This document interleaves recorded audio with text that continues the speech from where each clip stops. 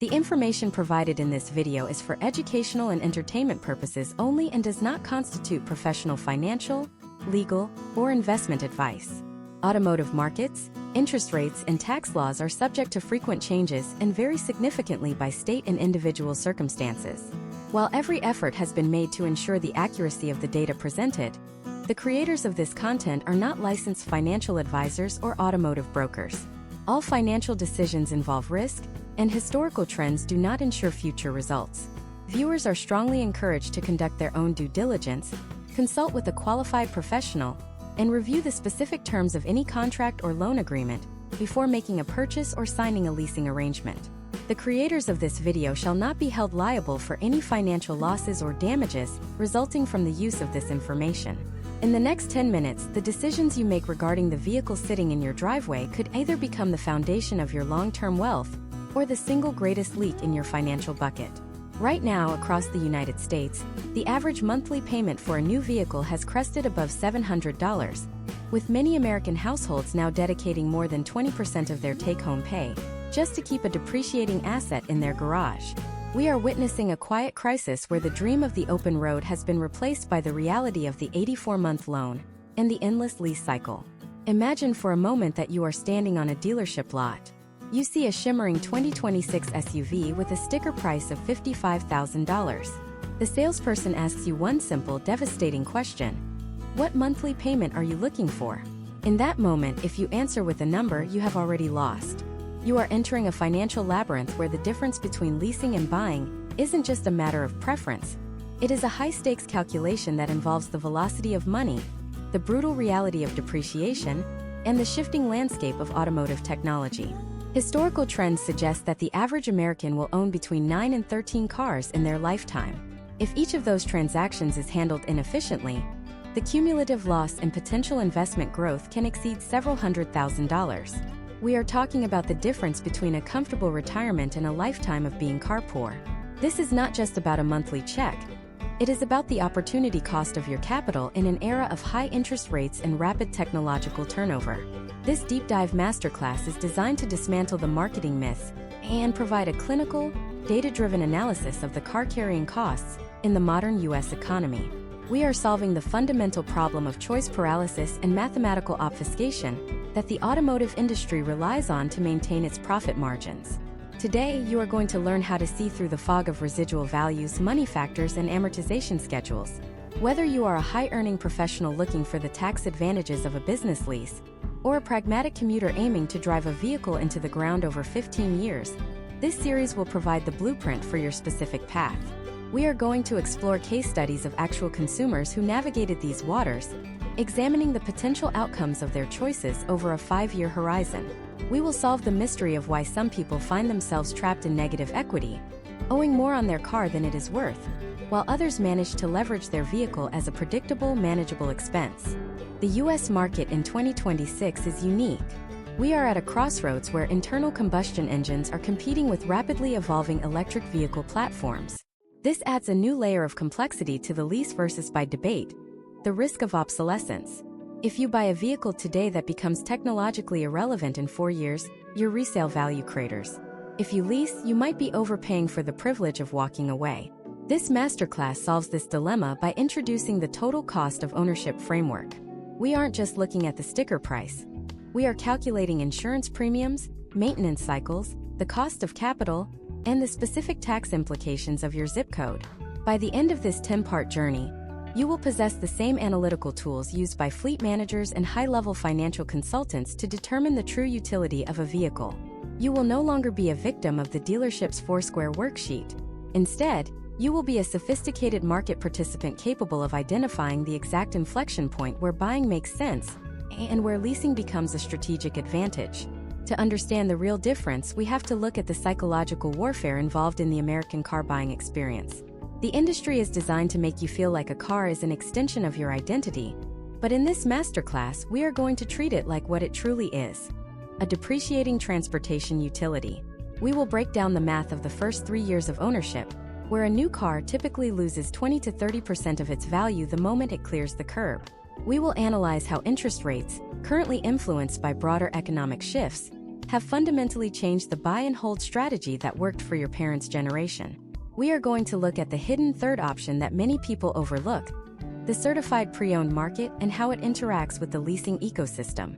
This is a comprehensive guide to navigating the most expensive recurring purchase of your life. We are going to provide the step-by-step details on how to calculate your own personal break-even point. We will dive into the nuances of gap insurance, the reality of lease-end inspections, and the mathematical trap of the low down payment purchase. The goal here is total financial clarity. For the U.S. consumer, a car is often the second largest expense after housing. Yet, the level of education provided on how to optimize this expense is shockingly low. We are changing that today. We are going to look at data from across the 50 states to see how registration fees and sales taxes can swing the math of a lease versus a purchase by thousands of dollars. We will examine the potential outcomes of different credit tiers and how they affect the money factor in a lease compared to the annual percentage rate in a loan. This isn't just a surface-level comparison. This is an exhaustive investigation into the mechanics of American consumer finance. We are going to empower you to walk into any showroom with the confidence of someone who knows the back-end numbers better than the person across the desk. We are going to explore the impact of mileage limits on lifestyle and wealth building, and we will dissect the equity myth that leads so many buyers to believe they are investing in a vehicle when they are actually just paying down a high-interest liability. This is the start of your journey toward automotive financial literacy. We are going to strip away the emotion, the new car smell euphoria, and the pressure of the limited time offer to reveal the raw numbers that define your financial future. Let's begin the deep dive into the real difference between car leasing and buying in the United States. To truly grasp the architectural differences between leasing and buying in the 2026 American automotive market, we must first confront the silent predator of personal finance: depreciation. Imagine a consumer named Sarah who lives in Charlotte, North Carolina. In January 2026, Sarah decides to acquire a high-end electric SUV with a manufacturer-suggested retail price of $70,000. This vehicle represents the pinnacle of current technology, featuring advanced autonomous driving capabilities and a solid-state battery range that was unheard of just 5 years ago. Whether Sarah chooses to lease or buy this vehicle, she is engaging in a battle against a downward-sloping value curve. Historical trends in the U.S. market indicate that a new vehicle loses approximately 20% of its value within the first 12 months of ownership. For Sarah, that is a $14,000 hit to her net worth before she even schedules her first tire rotation. Let us look at the potential outcomes of Sarah choosing the path of traditional ownership. She secures a 60-month loan at an interest rate of 7%, which is consistent with the stabilized rates we see in the 2026 economy. To avoid being immediately underwater, she provides a down payment of $10,000. Her monthly payment settles at roughly $1,188. Over the course of 5 years, Sarah will pay a total of $71,280 in loan payments. When you add her $10,000 down payment, her total capital outlay is $81,280. At the end of year 5, Sarah receives a clear title to the vehicle. This is what many call the pride of ownership. However, based on historical data for luxury electric vehicles, her $70,000 SUV is likely worth about $28,000 after 5 years of average use. Her net cost of transportation, excluding insurance and maintenance, is $53,280. The benefit here is that she now has an asset worth $28,000 that she can continue to drive for $0 monthly, or she can use that $28,000 as a massive down payment on her next vehicle. Now consider a different character named Michael, who lives in Los Angeles and decides to lease the exact same $70,000 SUV in 2026. Michael is not interested in long-term ownership. He wants to stay on the cutting edge of battery technology and avoid the hassle of out-of-warranty repairs. The leasing company calculates the residual value of the car. In this case, they estimate that in 3 years the car will be worth $42,000. Michael is not paying for the $70,000 car. He is paying for the $28,000 of value that the car will lose over those 36 months, plus interest and fees. This interest is expressed as a money factor. If the dealership gives Michael a money factor of 0.0030, he is effectively paying an interest rate of 7.2%. Michael puts down $5,000 as a capitalized cost reduction and ends up with a monthly payment of approximately $890. Over 3 years, Michael pays $32,040 in monthly payments plus his $5,000 down payment, totaling $37,040. At the end of year 3, Michael has a choice that Sarah does not. If the market value of the SUV has plummeted because a new, superior battery technology was released in 2027, Michael simply hands the keys back to the dealership and walks away. He has successfully shifted the risk of technological obsolescence and market volatility onto the leasing company. If the car is worth only $35,000 instead of the projected $42,000, Michael is protected. However, if Michael wants to keep the car, he must pay the $42,000 residual price, which might be higher than the actual market value. This is the core trade-off. Michael pays for flexibility and protection against a market crash, but he finishes the 3-year term with zero equity. He is effectively in a perpetual cycle of payments.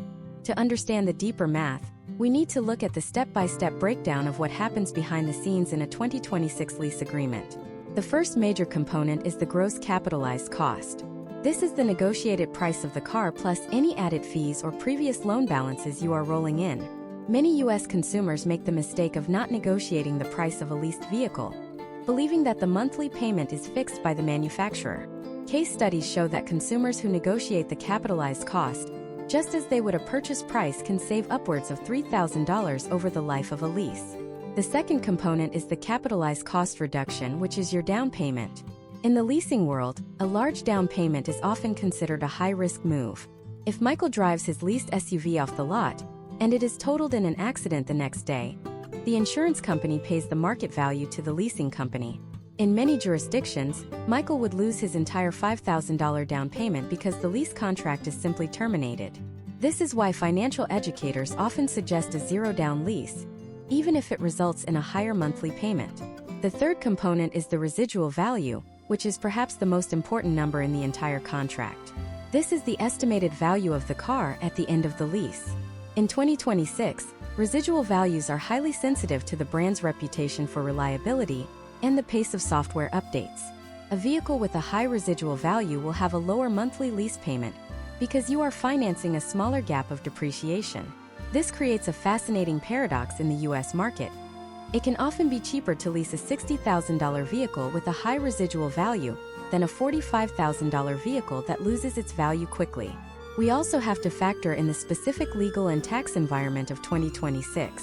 For Sarah, who bought her vehicle, she had to pay the full sales tax on the $70,000 purchase price upfront or roll it into her loan, incurring interest on the tax itself.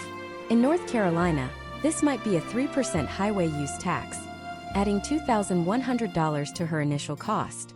Michael, however, only pays sales tax on the monthly lease payment in most U.S. states. If his payment is $890, he is paying tax on that small amount each month. This preserves his cash flow and ensures he only pays tax on the portion of the vehicle he actually uses. Furthermore, if Michael is a business owner or a 1099 contractor, the 2026 tax code may allow him to deduct a significantly higher portion of a lease payment as a business expense compared to the depreciation and interest deductions available for a purchase. However, the lease path has its own set of hidden traps that can devastate a budget. These include mileage limits and wear and tear clauses. Most standard U.S. leases in 2026 cap annual mileage at 10,000 or 12,000 miles. If Michael accepts a 10,000-mile limit but ends up driving 15,000 miles a year due to a change in his commute, he will face a penalty of 25 cents per mile at the end of the lease. Over 3 years, those 15,000 extra miles would cost him $3,750. Additionally, at the end of the lease, the vehicle undergoes a rigorous inspection. Any scratch longer than a credit card or any tire tread depth below a certain threshold will result in a bill. Sarah, as an owner, can choose to ignore a small dent or shop around for the cheapest tires. Michael is contractually obligated to return the car in a specific condition, often requiring dealership-level repairs. This brings us to the question of the velocity of money. If Sarah takes her $1,188 monthly payment and Michael takes his $890 payment, Michael has an extra $298 every month. If Michael invests that $298 into a diversified index fund with a historical trend of 7% annual growth, he will have over $11,000 at the end of 3 years. This complicates the math of who actually comes out ahead. Is the equity Sarah's building in her car outperforming the potential growth Michael could achieve by investing the difference? The answer depends on a variable that most people ignore until it is too late: the cost of capital over the full life cycle of the vehicle. In our next deep dive, we are going to look at the exact moment the math flips.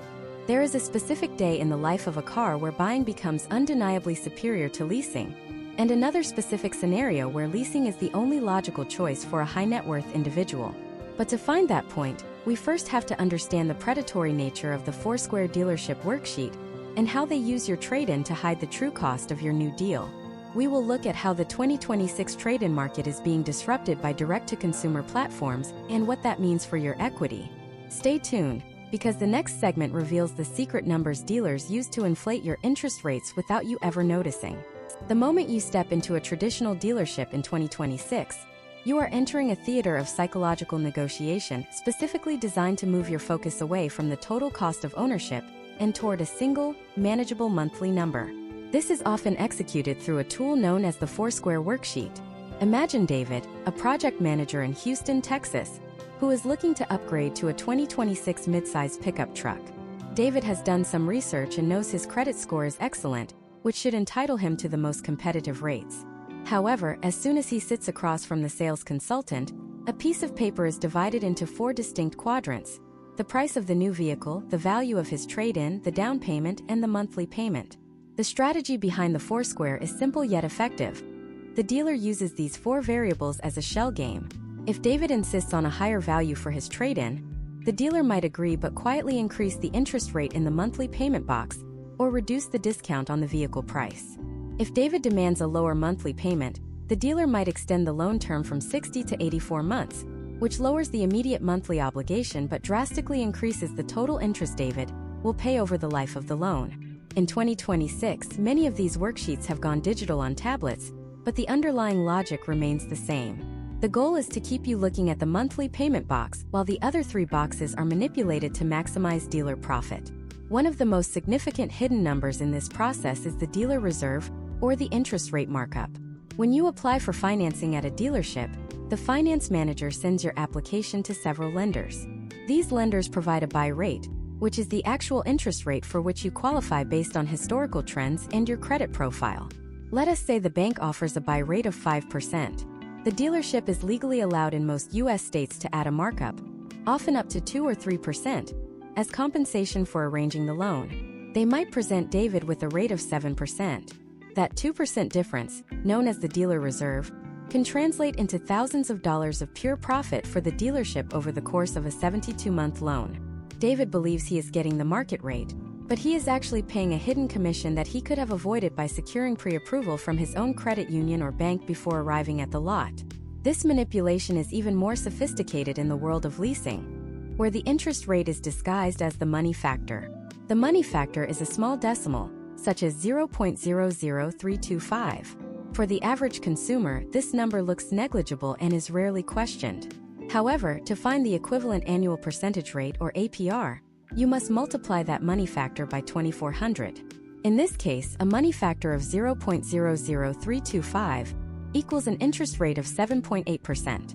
Dealerships often keep this calculation in the dark because it is much harder for a consumer to shop around and compare a decimal point than a standard interest rate. Case studies from the 2026 market show that many lessees are unknowingly paying 2 to 3 percentage points more in interest on a lease than they would on a standard purchase loan, simply because they did not know how to translate the money factor. Now let us look at the trade-in shell game, which has become even more complex with the rise of direct-to-consumer platforms in 2026. David has a 2021 SUV that he wants to trade in. A popular online car buying site has offered him $18,000 for it. The dealership, however, offers him $16,000. When David points out the discrepancy, the dealer might suddenly find an extra $2,000 to match the offer. But watch closely. To make up for that $2,000 loss in profit, the dealer might add a $1,500 appearance package to the new truck or increase the documentation fee. In some historical trends observed in the U.S. market, dealers have been known to underallow on a trade-in to create the illusion of a massive discount on the new car price. They tell David they are giving him a $5,000 discount on the new truck, but they are actually giving him $5,000 less than his trade-in is truly worth. The net result for David is the same, but the psychological impact of the big discount makes him more likely to sign the contract. To defend yourself against these tactics, you must follow a step-by-step verification process. First, always negotiate each quadrant of the foursquare independently. Start with the price of the vehicle and refuse to discuss the monthly payment or the trade-in until a final sale price is agreed upon and put in writing. Second, bring your own financing. By having a pre-approval letter from an outside lender, you establish a ceiling for the interest rate. If the dealer wants your financing business, they must beat the rate you already have, effectively eliminating the dealer reserve markup. Third, use a money factor calculator. Before you sign a lease, ask for the money factor in writing, multiply it by 2,400, and compare it to current national averages for your credit tier. Imagine if David had walked into the dealership with this knowledge. Instead of being led by the salesperson's questions about his budget, David would have dictated the terms. He would have known that his $18,000 trade-in was a separate transaction, and that his 5.2% pre-approved loan was the benchmark. By isolating the variables, David could potentially save over $4,000 in hidden markups and unnecessary fees. This is the difference between being a passive buyer and an active market participant. The 2026 automotive landscape is filled with digital transparency, but the old-school methods of profit maximization are still alive in the fine print of the contracts. Another layer of this masterclass involves the role of the finance and insurance office, often called the F&I office. This is where the real work begins for the dealership. Once you have agreed on a price and a payment, you are handed off to a specialist whose entire job is to sell you back-end products. These include extended warranties, tire and wheel protection, key replacement insurance, and the increasingly common digital subscription packages for vehicle features. In 2026, some manufacturers have moved toward a model where certain features, like heated seats or advanced navigation, are behind a paywall. The F&I manager might try to roll a lifetime subscription to these services into your loan. While these products may have some value, they are often marked up by 100 to 200%. For example, a vehicle service contract that costs the dealer $1,200 might be sold to you for $3,500. The potential outcomes of accepting these products without scrutiny are significant. Not only are you paying a premium for the product, but you are also paying interest on that product for the next 5 to 7 years if you roll it into your financing. A $3,000 warranty could end up costing you $4,500 by the time the loan is paid off. We will dive into the specific math of these add-ons and how to determine which, if any, are actually worth the investment. But even if you manage to navigate the foursquare and the F&I office perfectly, there is one final hurdle that catches almost every American consumer off guard. It is a cost that is not on the sales contract, but will hit your bank account every single year you own or lease the vehicle. This factor can vary by thousands of dollars depending on the state line you live near and the specific model you choose.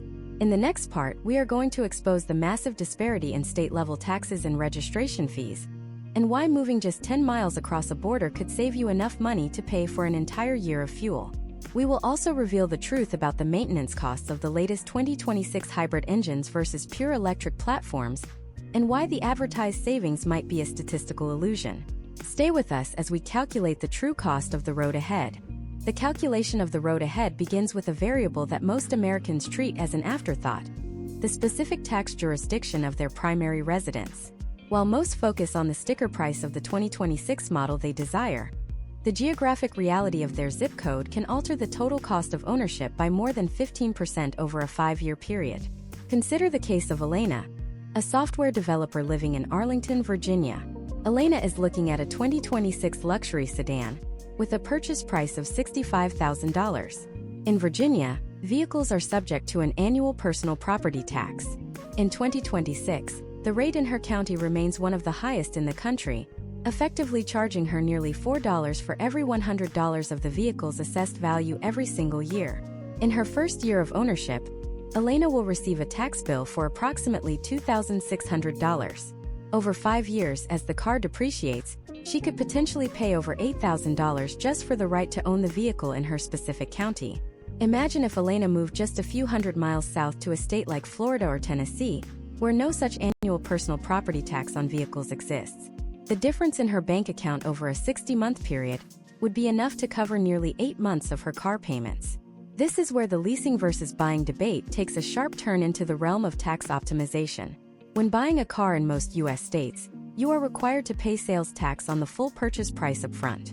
If Elena buys that $65,000 sedan in a state with a 7% sales tax, she is hit with a $4,550 tax bill at the point of sale. If she chooses to roll that tax into her loan, she will be paying interest on that tax for the next 5 years.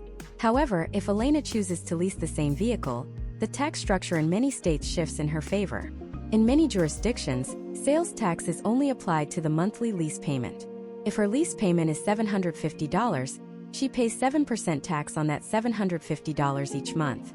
If she decides to return the car after 3 years, she has only paid tax on the portion of the vehicle's value that she actually used, rather than paying tax on the total $65,000 value. This geographic math becomes even more critical when we look at the 2026 maintenance landscape, specifically comparing the latest generation of plug-in hybrids to pure electric vehicles. There is a common statistical illusion that electric vehicles are virtually maintenance-free because they lack internal combustion engines. While it is true that an EV does not require oil changes, spark plugs, or timing belts, the data from 2026 suggests that the savings are often offset by other factors. Case studies of high-mileage EV owners show that because electric vehicles are significantly heavier than their internal combustion counterparts due to massive battery packs, they experience tire wear at a rate that is 20 to 30% faster. A set of high-performance tires for a heavy 2026 Electron Volts can cost $1,200 and may need replacement every 20,000 miles. Over a 60,000-mile ownership period, the EV owner might spend $3,600 on tires, whereas a traditional car owner might only spend $1,200. Then we must analyze the complexity of the 2026 hybrid engines. These vehicles are marvels of engineering, featuring a downsized turbocharged engine paired with a high-output electric motor and a complex planetary gear transmission. From a maintenance perspective, a hybrid is essentially 2 cars in one. You have all the maintenance requirements of a gasoline engine, plus the cooling systems and electronic monitoring required for a high-voltage battery. Historical trends indicate that as these vehicles hit the 5 to 7 year mark, the probability of a multi-system failure increases. If you are buying a hybrid in 2026 with the intent of keeping it for 10 years, you are taking on the long-term risk of maintaining 2 distinct powertrains. If you are leasing that same hybrid, you are enjoying the fuel efficiency and performance of the technology while passing the long-term maintenance risk back to the manufacturer. This brings us to the hidden cost of insurance premiums in 2026. Data from major U.S. insurance providers shows that the cost to insure a new vehicle has outpaced general inflation. For electric vehicles, the premiums are often 25 to 40% higher than for equivalent gasoline models. The reason is not the driver's risk, but the repair cost. In 2026, many EV structures use large single-piece castings to reduce weight. While this is great for manufacturing, a relatively minor collision that might have been a simple fender bender on an older car can lead to a total loss on a modern EV because the structural casting cannot be easily repaired. When you are calculating your monthly budget for leasing versus buying, failing to get an insurance quote for the specific 2026 model you are eyeing is a catastrophic error. That $200 monthly gas saving could be completely swallowed by a $250 monthly increase in insurance premiums. To truly understand the real difference, we have to look at the step-by-step reality of the out-of-warranty experience. Imagine a character named Marcus in Chicago who bought a high-tech 2026 SUV. He is now in year 4 of ownership, and his factory warranty has expired. A sensor in his advanced driver assistance system fails. Because the sensors are integrated into the windshield and require professional recalibration, the repair bill is $2,400. Marcus is responsible for this entire amount. Contrast this with a lessee who is always under the umbrella of the manufacturer's 3-year or 36,000-mile bumper-to-bumper warranty. For the lessee, the cost of repair is zero. This predictability is what many U.S. consumers are actually paying for when they choose to lease. They are buying an insurance policy against the rising cost of automotive labor and parts. However, we cannot ignore the long-term wealth destruction of the perpetual lease cycle. If you lease a car every 3 years from the age of 30 to the age of 60, you are essentially committing to a permanent monthly expense that never ends. If the average lease payment in 2026 is $600, that is $216,000 spent over 30 years with nothing to show for it at the end. If a buyer like Sarah, whom we discussed earlier, buys a car, pays it off in 5 years, and then drives it for another 7 years without a payment, she can take that $600 a month and divert it into a retirement account.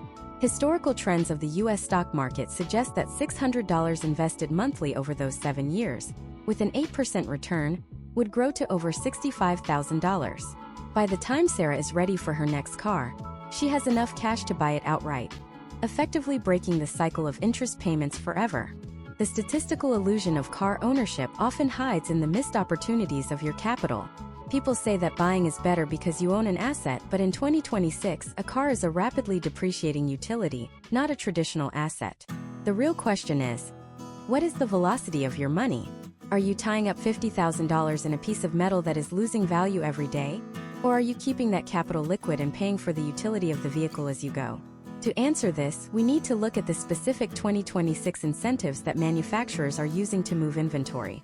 In some cases, the subsidized lease rates are so low that the effective interest rate is near zero, making it mathematically irresponsible to tie up your own cash in a purchase. But there is a darker side to the leasing world that we haven't touched on yet, and it appears at the very end of the contract. It is a moment of vulnerability that can turn a seemingly great deal into a financial nightmare. When you go to return that lease, the dealership is no longer your friend. They are looking for every possible reason to charge you for excess wear and tear, and they have a specific fee waiting for you that most people forget exists. In the next part, we are going to dissect the lease and inspection process and the disposition fee trap. We will also reveal the secret to getting out of a lease early without destroying your credit score, and how to use the used car market of 2026 to your advantage when your lease is up. There is a way to actually make money at the end of a lease, but only if you know the one number the dealer is hoping you never ask for. Stay with us as we expose the endgame of the automotive lease. The endgame of the automotive lease begins roughly 6 months before your contract expires, and for most American drivers, it is a period of high-stakes financial vulnerability. Imagine a consumer named Chloe who lives in Seattle. Chloe has been driving a 2023 midsize crossover that she leased for 36 months. As she enters the final quarter of 2026, her mailbox starts filling up with urgent notices from the captive finance arm of the manufacturer. These letters are designed to create a sense of urgency, often offering to waive the final 2 payments if Chloe comes in today to lease a newer 2027 model. This is the pull-ahead program, a classic industry tactic used to keep consumers in the cycle of perpetual payments. While it sounds like a generous offer, it is often a strategic move by the dealership to secure a high-quality used vehicle for their pre-owned inventory, while the market value is still high. Chloe needs to understand the step-by-step reality of the lease end inspection, which is the first major hurdle of the endgame. About 60 days before the lease matures, an independent third-party inspector will visit Chloe at her home or office. This inspector is not a mechanic. They are a forensic auditor of aesthetic and functional wear. They use a standardized tool, often literally a plastic card the size of a credit card, to measure every imperfection on the vehicle. Historical trends show that any scratch longer than this card, or any dent larger than a 1-inch diameter, will be flagged as excessive wear. For Chloe, a small scuff on the rear bumper from a parallel parking incident in downtown Seattle could result in a $500 charge.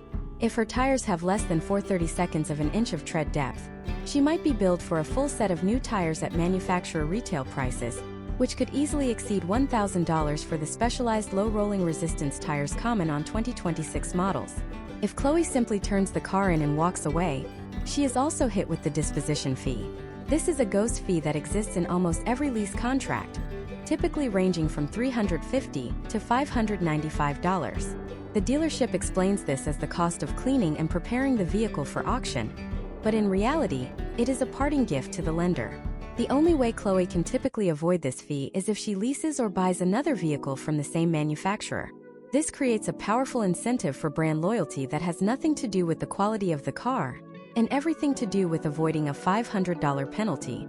This is the moment where the dealer has the most leverage, and this is exactly where the one number they hope you never ask for comes into play. That number is the purchase option price, also known as the residual value buyout. Imagine a different scenario with a character named Jordan in Phoenix, Arizona. Jordan is at the end of a 3-year lease on a rugged 2023 body-on-frame SUV. Because of supply chain shifts and the enduring popularity of off-road capable vehicles in the U.S. market, the actual market value of Jordan's SUV in 2026 is $38,000. However, when Jordan signed his lease back in 2023, The bank estimated the residual value would be only $32,000. This means Jordan has $6,000 of hidden equity in his lease. If Jordan simply drops the keys at the dealership, he is effectively handing that $6,000 back to the dealer as a pure profit gift.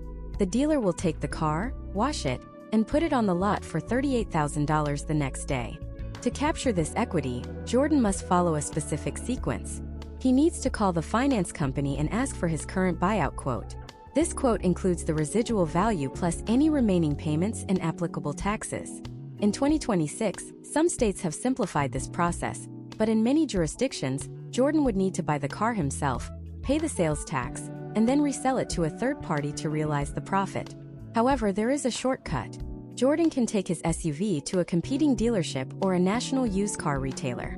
In the 2026 market, these retailers are often willing to buy the car directly from the leasing company on Jordan's behalf.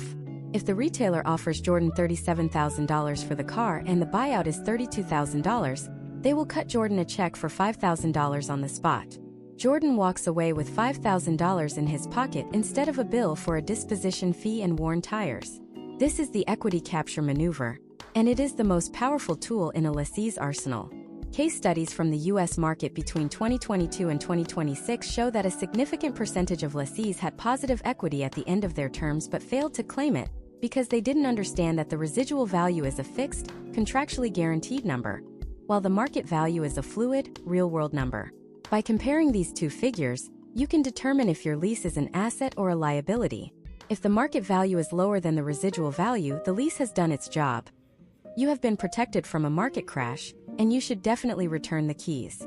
But if the market value is higher, you are the one in control. But what if you need to get out of the lease early? Life in 2026 is unpredictable. Imagine if Marcus, whom we discussed earlier, loses his job or has to relocate to a city with world-class public transit where a car is an unnecessary burden. If Marcus simply hands the car back to the dealer 2 years early, he will be hit with an early termination fee that typically equals the sum of all remaining payments plus the disposition fee. On a lease with 20 months left at $600 a month, that is a $12,000 mistake. Instead, Marcus can look into the world of lease transfers. Platforms like Swapalease or LeaseTrader have become high-volume marketplaces in the U.S. Marcus can list his car and his lease terms online. A person looking for a short-term commitment, perhaps a consultant on a 1-year assignment, can apply to take over Marcus's lease. The process involves a credit check for the new person and a transfer fee from the bank, usually between $100 and $500. Once the bank approves the new lessee, Marcus is legally released from the contract in most, though not all, cases. It is vital to check if the leasing company allows a full release of liability. Historical trends show that some captive finance companies keep the original lessee on the hook if the new person stops making payments. In 2026, navigating these specific contract clauses is the difference between a clean break and a lingering financial ghost. There is another layer to the endgame: the certified pre-owned pivot. If Chloe, our driver in Seattle, realizes she loves her car but doesn't want the $2,000 in wear and tear fees, she can negotiate with the dealer to buy her own leased car as a certified pre-owned vehicle. This often allows the dealer to provide a better interest rate on the purchase loan and extends the warranty, while effectively making the wear and tear charges disappear because the car isn't being returned to the manufacturer. It's being sold to her. This is a sophisticated move that requires Chloe to know the exact market value of her car and the dealer's willingness to move a unit. As we look at these potential outcomes, it becomes clear that the end of a lease is not a passive event. It is a complex financial transaction that requires weeks of preparation. Whether you are avoiding the disposition fee, capturing thousands in hidden equity, or transferring your lease to someone else, the goal is to exit the contract with your net worth intact. However, even if you master the lease end, you are still facing the fundamental question of the next vehicle. In the US of 2026, there is a rising trend that is making both traditional leasing and traditional buying look obsolete. It is a third way of accessing a vehicle that combines the flexibility of a lease with the simplicity of a digital subscription, but it comes with a hidden cost that could drain your wealth faster than a high-interest loan. In the next part, we are going to dissect the emergence of the luxury vehicle subscription model and why the $2,000 a month inclusive price tag might be the most expensive mistake of your life. We will also reveal the truth about 100-month car loans and why they are the most dangerous trend in American finance today. Stay tuned because the math is about to get even more intense. The subscription model for vehicles in 2026 has evolved from a niche experiment into a mainstream psychological trap for the American consumer. To understand the magnitude of this shift, consider the case of Anthony, a creative director living in Miami. Anthony is the perfect target for what the industry calls vehicle as a service. In the early months of 2026, Anthony finds himself tired of the traditional paperwork involved in leasing and the long-term commitment of buying. He signs up for a premium vehicle subscription service that offers him a revolving door of luxury sedans and performance SUVs for a flat monthly fee of $2,500. At first glance, this looks like a lifestyle upgrade. The $2,500 covers the vehicle, comprehensive insurance, all scheduled maintenance, roadside assistance, and even a concierge service that delivers a freshly detailed car to his office whenever he wants to swap models. Anthony feels like he has hacked the system.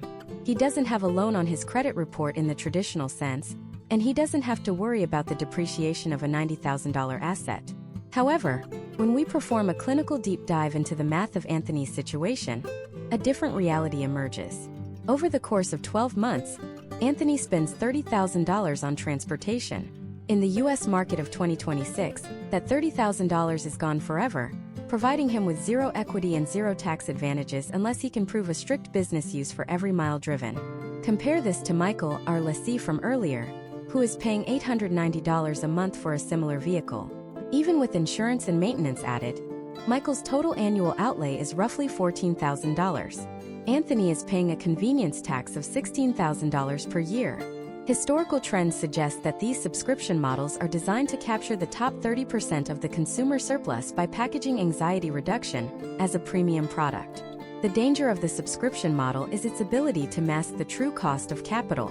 Because there is no down payment and no long-term contract, Anthony doesn't feel the weight of the $90,000 liability he is effectively financing.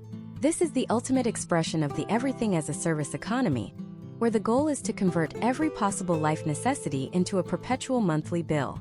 For a high-net-worth individual whose time is valued at several $100s an hour, the concierge service might make sense. But for the average professional, the potential outcomes of this model include a significant erosion of the ability to save for a down payment on a home or invest in a retirement account.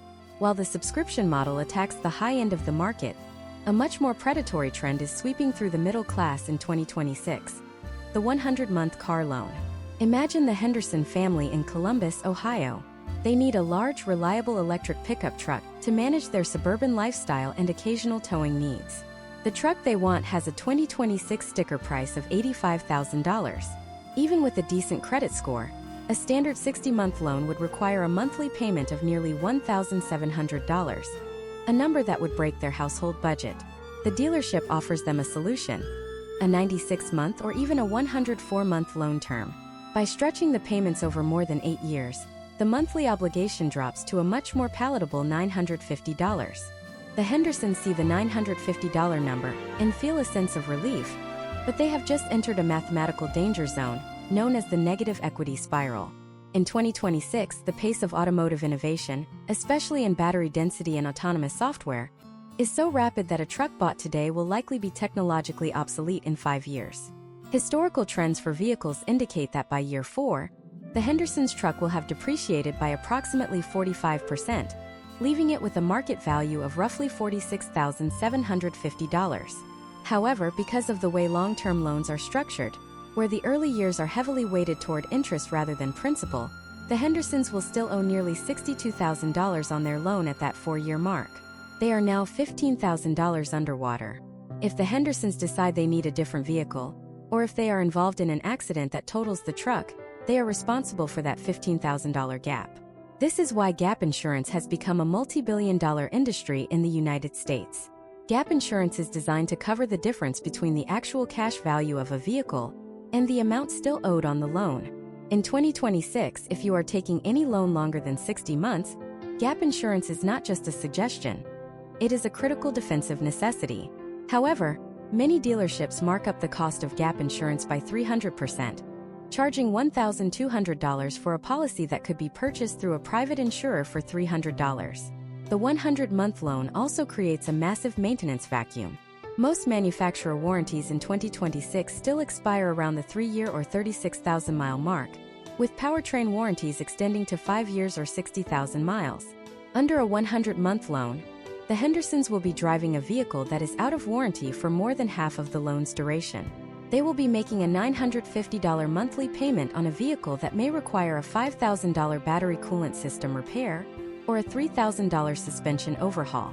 This is the moment where many American families are forced to trade in their underwater vehicle for a new one, rolling the $15,000 of negative equity into a new 100-month loan. This is the trade-in treadmill, a cycle where the consumer eventually owes $110,000 on a $70,000 car.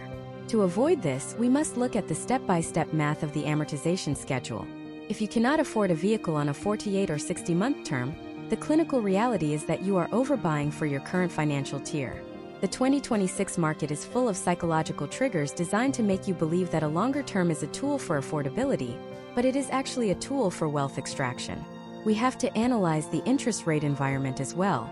In 2026, interest rates have stabilized but remain significantly higher than the historic lows of the early 2020s. On a 100-month loan at 7% interest, the Hendersons will pay over $28,000 in interest alone. That is nearly a third of the truck's original price paid to a bank for the privilege of driving a depreciating asset. As we navigate these two extremes, the high-cost luxury of the subscription and the high-risk trap of the ultra-long loan, it becomes clear that the traditional used car market might be the last bastion of financial sanity. But even the used car market in 2026 has its own set of rules and hidden dangers. The rise of certified pre-owned programs and the increasing complexity of vehicle history reports have changed the way we value older cars. There is a specific sweet spot in the life of a car, a moment where the depreciation curve flattens and the utility value is at its peak. In the next part, we are going to identify that exact moment. We will show you how to find the golden 3-year-old vehicle that has already taken its biggest financial hit, and we will reveal the secret inspection points that 2026 buyers are missing. We are also going to look at the impact of remote work on vehicle longevity and why your next car might come from a city you've never visited. The game is changing, and the next segment will give you the strategy to win it. The strategy to win in the 2026 automotive market begins with identifying the golden window of depreciation, a mathematical sweet spot where the steepest decline in value has already occurred, but the vehicle's technological utility remains high. This is the realm of the 3-year-old vehicle, a segment of the market that, in 2026, is flooded with high-quality off-lease units from the 2023 model year. Imagine a consumer named Samantha who lives in Denver, Colorado. Samantha is an analytical buyer who understands that the primary cost of any vehicle is not the fuel or the insurance, but the invisible loss of value every time the sun rises. She is looking at a 2023 premium electric sedan that originally sold for $60,000.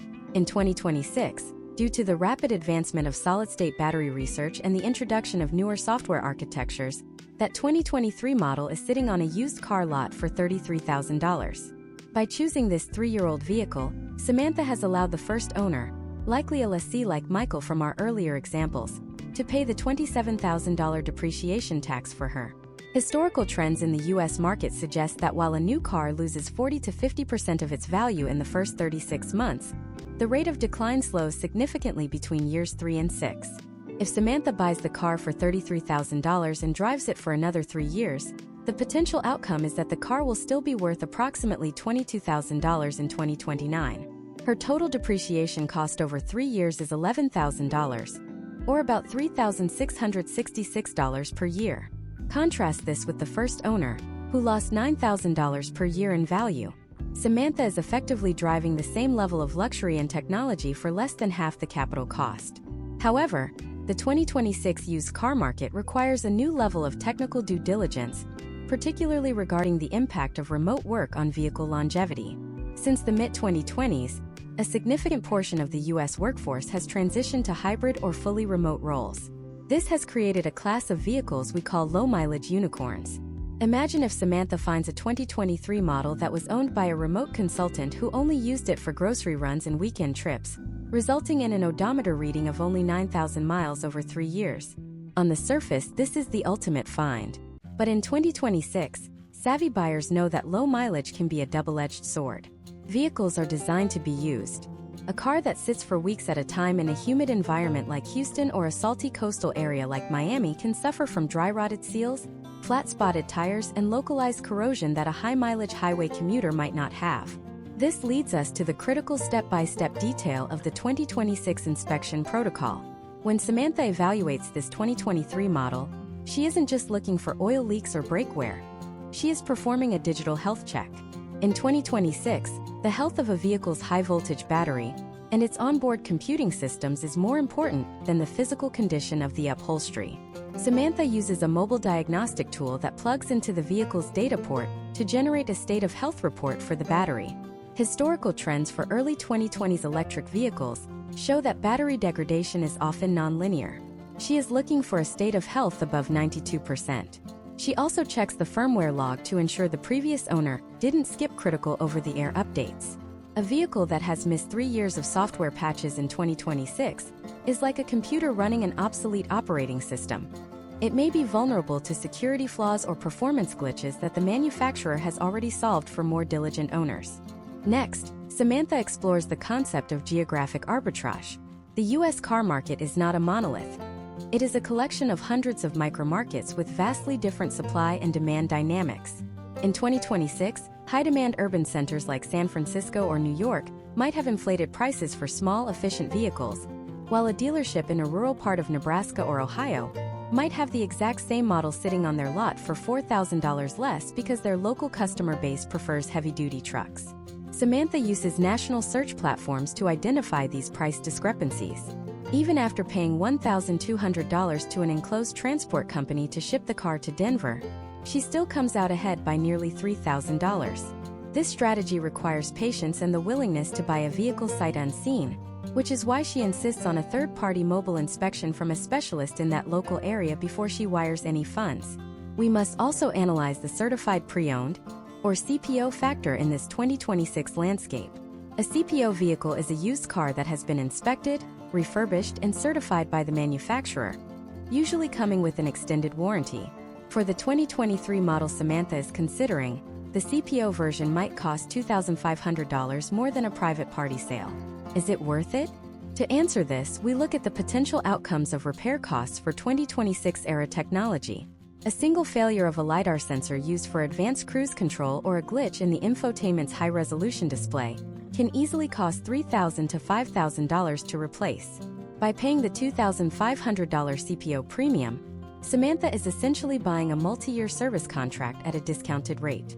For luxury brands where parts and labor rates have reached $250 per hour in 2026, the CPO path is often the most mathematically sound way to mitigate the risk of owning complex, aging technology. Imagine if Samantha decides to finance this used purchase. In 2026, interest rates for used car loans are typically 1 to 2 percentage points higher than for new car loans. However, because the total amount she is borrowing is $33,000 instead of $60,000, her interest cost in absolute dollars is still significantly lower. Furthermore, she chooses a 48-month term. This ensures that she is paying down the principal faster than the car is depreciating, keeping her in a positive equity position from day one. This is the exact opposite of the Henderson family we discussed earlier, who are trapped in a 100-month loan on a new vehicle and will be underwater for nearly 7 years. Samantha's approach builds wealth. The Hendersons' approach manages a monthly payment while eroding their net worth. The 2026 market also presents a unique opportunity regarding the transition to electric platforms.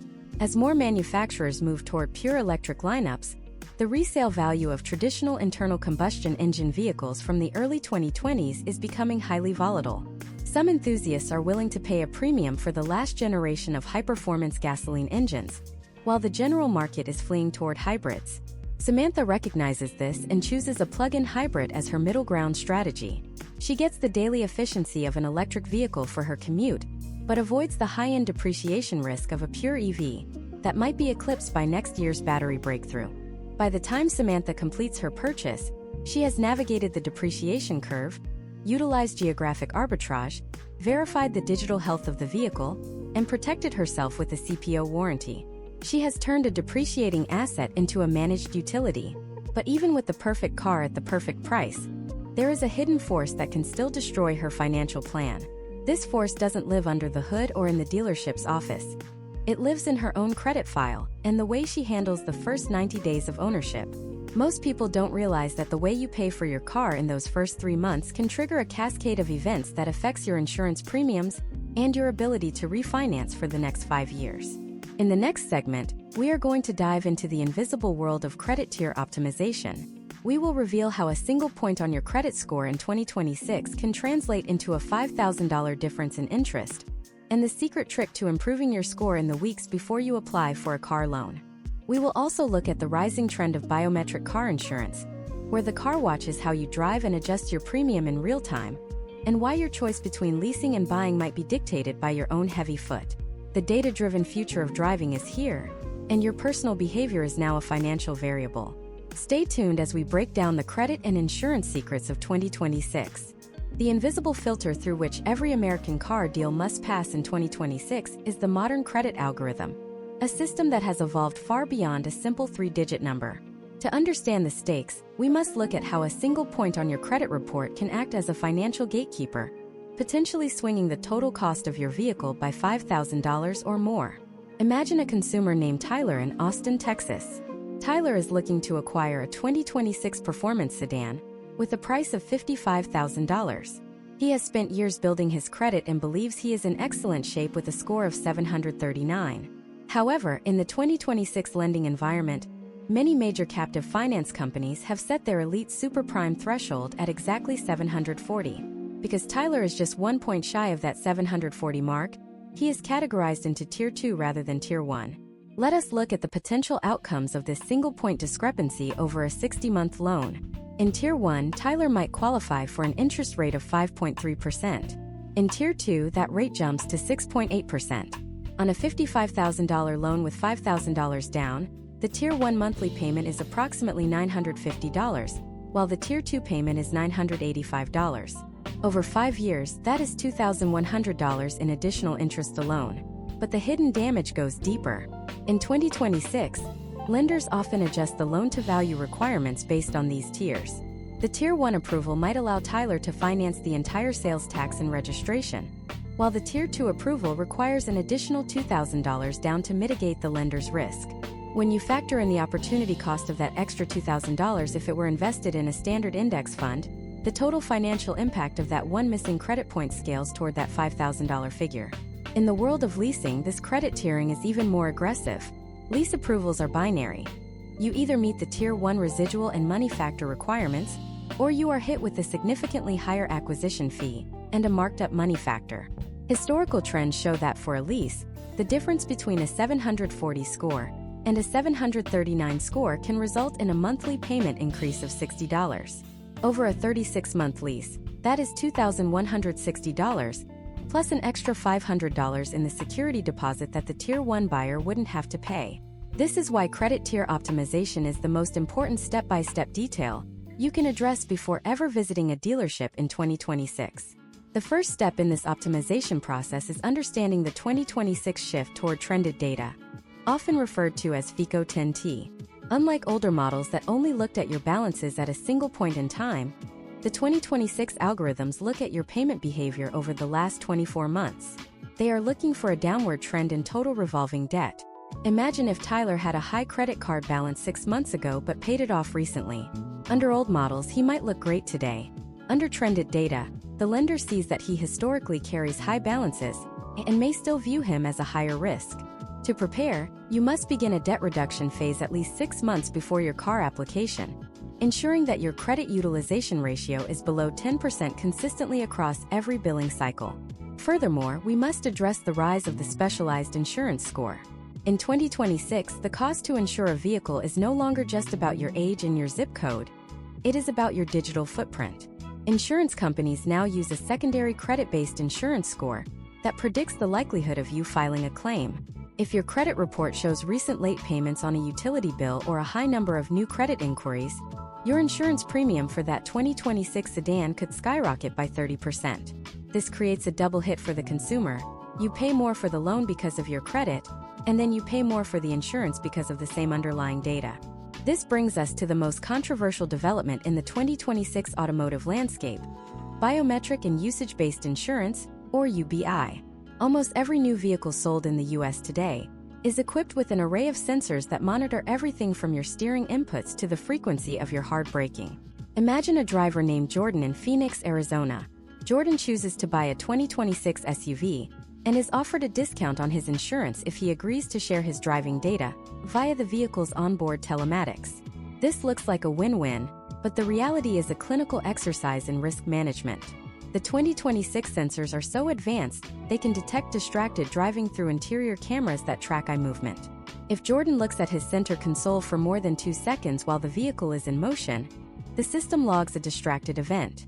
If he consistently drives between the hours of midnight and 4 a.m., statistically the most dangerous time for accidents, his premium is adjusted upward in real time.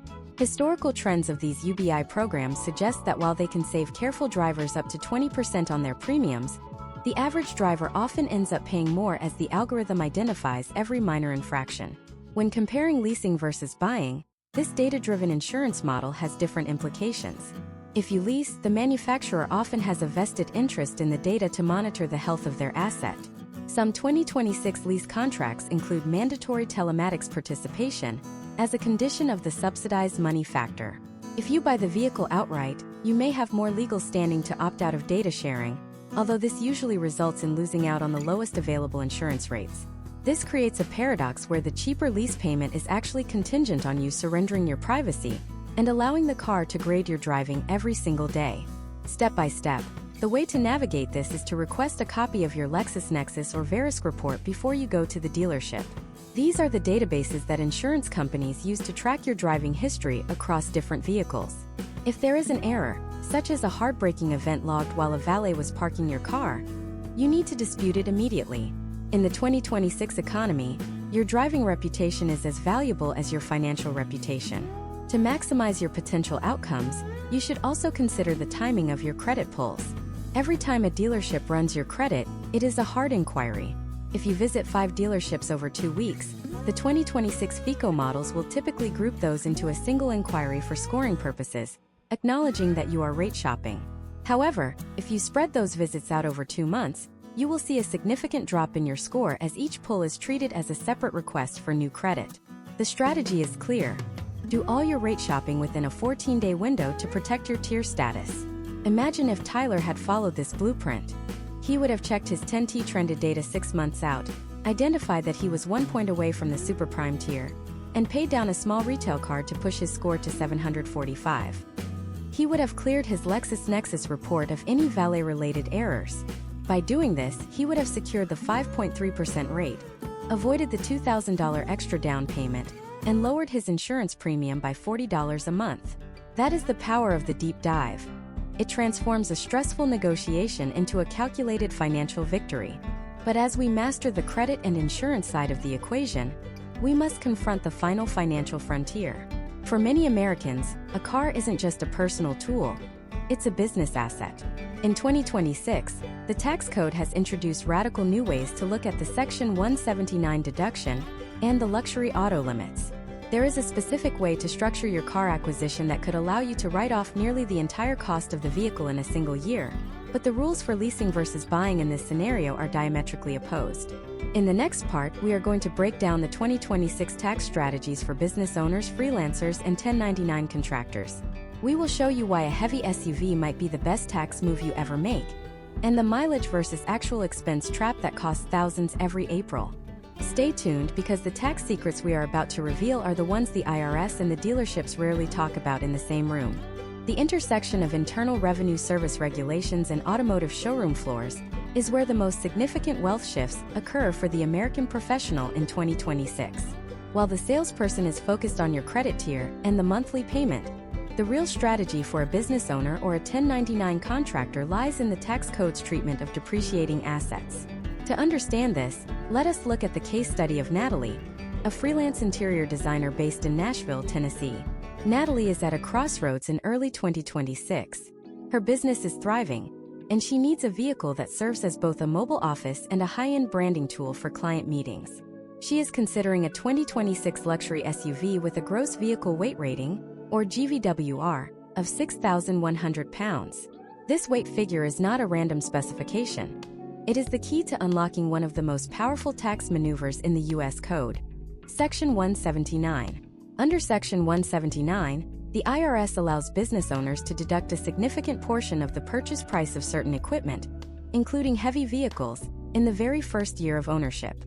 In 2026, for a vehicle like the one Natalie is eyeing, which qualifies because its GVWR exceeds the 6,000-pound threshold, the potential outcome is an immediate deduction that can offset a massive chunk of her taxable income.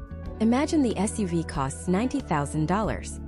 If Natalie uses this vehicle 100% for business, and assuming Section 179 limits for 2026 have adjusted for inflation to around $30,000 for heavy SUVs, she can write off that $30,000 immediately.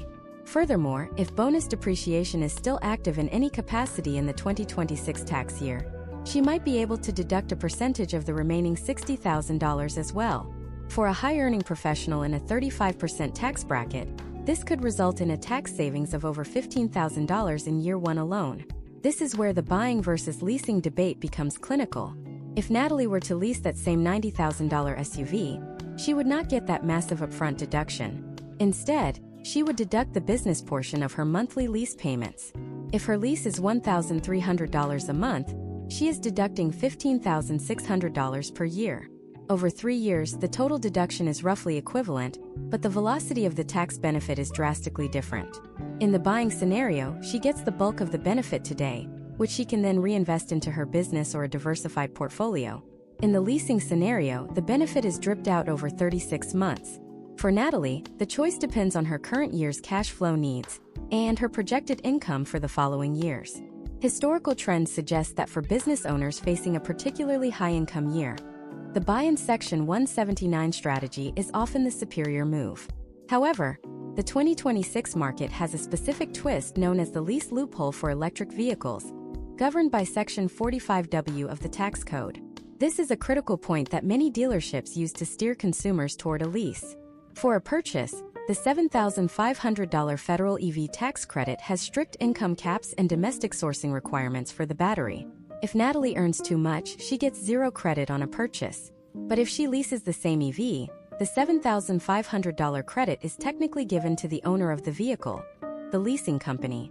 In 2026, many manufacturers are passing this entire $7,500 through to the consumer as a capitalized cost reduction on the lease, regardless of the consumer's income level. This effectively makes the lease $7,500 cheaper than a purchase for high-income earners. This is a rare instance where the tax code provides a direct, immediate subsidy for leasing over buying, provided the vehicle is an EV or a qualifying plug-in hybrid. Now, let us look at the case of Carlos, a 1099 sales representative in Atlanta who drives 30,000 miles a year. Carlos is caught in the mileage versus actual expense trap. Every April, Carlos has to choose how to deduct his vehicle costs. The standard mileage rate, which in 2026 has climbed to approximately 69 cents per mile due to rising insurance and repair costs, would allow Carlos to deduct $20,700 based on his 30,000 business miles. Alternatively, he could use the actual expense method, where he tracks every gallon of gas, every oil change, every insurance premium, and the depreciation of the vehicle. The trap lies in the lock-in effect. According to historical IRS rules, if you want to use the standard mileage rate for a vehicle you own, you must choose to use it in the first year the car is available for business use. If Carlos chooses the actual expense method in year one because he had a major repair or a high purchase price, he is barred from ever using the standard mileage rate for that vehicle in the future. For a high-mileage driver in 2026, the standard mileage rate is often a massive win because it assumes a level of depreciation and maintenance that might be higher than what the driver actually spends, especially if they drive a reliable, fuel-efficient hybrid. If Carlos leases his car, he can still choose between mileage and actual expenses, but the calculation for actual expenses must include the lease inclusion amount. The lease inclusion amount is a concept that catches almost every first-time luxury lessee off guard. The IRS maintains a table of inclusion amounts for vehicles with a fair market value over a certain threshold. This is essentially a tax on the deduction of a luxury lease. If Carlos leases a $70,000 car, the IRS requires him to reduce his lease deduction by a small dollar amount found in their annual table. This ensures that someone leasing a Rolls-Royce doesn't get a disproportionately large tax break compared to someone buying a car and being subject to the luxury auto depreciation caps. In 2026, These depreciation caps for passenger cars under £6,000 remain a major constraint for buyers. If you buy a $60,000 sedan that is under the weight limit, your year-one depreciation deduction is capped at a much lower level than a heavy SUV, making the lease relatively more attractive from a tax perspective for light vehicles. We must also address the step-by-step reality of the business use percentage. To qualify for Section 179 or to deduct a full lease payment, you must use the vehicle more than 50% for business. In 2026, the IRS has become increasingly sophisticated in auditing these claims. They no longer just look at a handwritten logbook, they are looking for digital records. If your 2026 vehicle's telematics show that your primary destinations are the gym, the grocery store, and your children's school, and you are claiming 90% business use, you are inviting a high-stakes audit. Case studies show that the use of specialized mileage tracking apps that sync with your calendar is the only way to defend these deductions in a modern audit. Another critical factor is the recapture risk. Imagine Natalie takes the big Section 179 deduction in 2026, but then decides to sell the SUV in 2028 or worse, her business use drops to 40%. The IRS requires her to recapture the excess depreciation she took, essentially treating it as taxable income in the year the use dropped or the vehicle was sold. This can result in a massive unexpected tax bill that wipes out the original benefit. This is why buying for the tax break is a long-term commitment. Leasing avoids the recapture headache because you never owned the asset and never took the accelerated depreciation.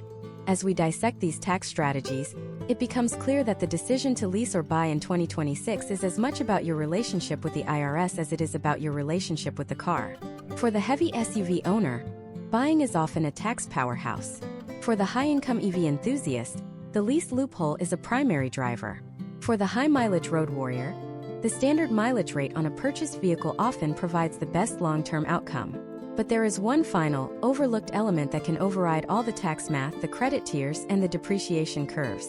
It is the human element of car ownership, the specific way we use our vehicles in a post-pandemic, highly mobile society. In our 10th and final part, we are going to synthesize everything we have learned into the ultimate decision matrix. We will show you the exact 3 questions you must ask yourself to determine your path, and we will reveal the one scenario where you should ignore everything we've said and do the exact opposite. The conclusion to this masterclass will provide you with the final roadmap to automotive and financial freedom. Stay with us for the final reveal. We begin this final synthesis by introducing Leo, a data analyst in Chicago who is standing on the precipice of a $60,000 decision.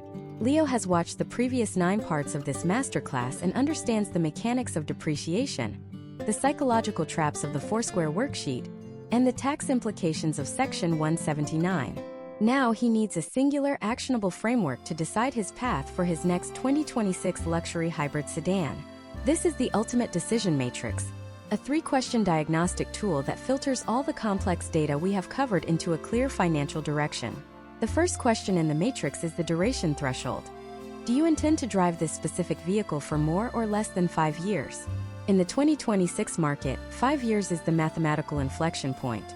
If Leo leases for 3 years and then leases again for another 3, he is effectively paying for the most expensive 36 months of a vehicle's life twice in a row. Historical trends show that the first 3 years account for nearly 50% of a car's total lifetime depreciation. If Leo chooses to buy and commits to a 7-year ownership cycle, the potential outcomes shift dramatically in his favor. By year 5, the loan is paid off, the depreciation curve has flattened, and Leo enters the golden era of ownership, years 5, 6, and 7, where his only costs are insurance, fuel, and maintenance. During these 3 years, the money that previously went to a $1,100 monthly payment can be redirected into a high-yield savings vehicle or an investment portfolio.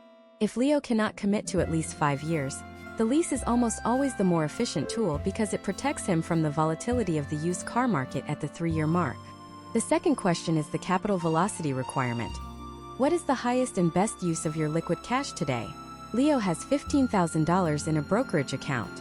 If he buys the car, the dealership wants that $15,000 as a down payment to secure a competitive 5.5% interest rate. If he leases, he can opt for a sign-and-drive deal with 0 down, keeping his $15,000 invested. If we look at historical trends of the S&P 500, which has averaged roughly 10% annually over long horizons, Leo's $15,000 could potentially grow to over $20,000 in the same 3 years he would have been driving the car. In this scenario, the cost of the lease is partially offset by the growth of the retained capital. However, if Leo is the type of consumer who would simply spend that $15,000 on lifestyle expenses rather than investing it, the forced savings aspect of building equity in a purchase vehicle becomes the superior wealth-building move. The third question is the technology obsolescence risk. Is the vehicle's powertrain currently in a state of rapid evolution? In 2026, we are seeing the first consumer-grade solid-state batteries entering the market. If Leo buys a traditional lithium-ion electric vehicle today, and solid-state technology becomes the industry standard in 2028, the resale value of his vehicle could crater. This is a case study in technological displacement. By leasing, Leo is paying the manufacturer to take that risk. If the technology becomes obsolete, he hands the keys back and upgrades to the latest platform. If the technology holds its value, he has the option to buy it out at the predetermined residual price. For any vehicle with a high degree of digital or battery complexity, the lease acts as a hedge against the unknown. Now, we must address the scenario where you should ignore every calculation we have discussed and do the exact opposite. This is the high-utility cash purchase strategy, often used by the most sophisticated wealth builders in the United States. Imagine a character named Sarah in Nashville. Sarah has the income to lease a 2026 luxury SUV, but she chooses to buy a 2019 high-reliability Japanese crossover for $18,000 in cash. By doing this, Sarah has completely exited the interest rate environment. She has no monthly payment, no money factor, and no gap insurance requirements. While the car lacks the 2026 biometric sensors and the latest infotainment, its utility, moving Sarah from point A to point B, is 90% identical to the new luxury SUV. The potential outcome for Sarah is a staggering acceleration of her net worth.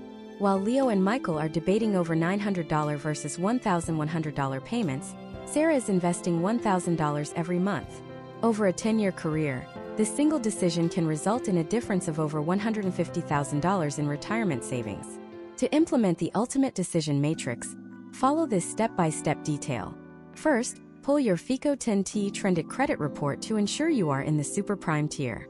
Second, obtain a total cost of ownership quote for both the lease and a purchase for the exact same VIN. This must include the effective monthly payment, which is your total out-of-pocket cost divided by the number of months. If a lease is $600 a month but requires $7,200 down, your effective payment is actually $800 a month. Third, compare the buyout price of the lease at the end of the term to the projected private party value on 2026 valuation sites. If the buyout is higher than the projected value, the lease is a defensive win. If it is lower, the purchase is an equity win. For the 2026 American consumer, the real difference between leasing and buying isn't found in the car itself, but in the contract's alignment with your life's timeline. A lease is a service contract for a utility. A purchase is an investment in a depreciating tool.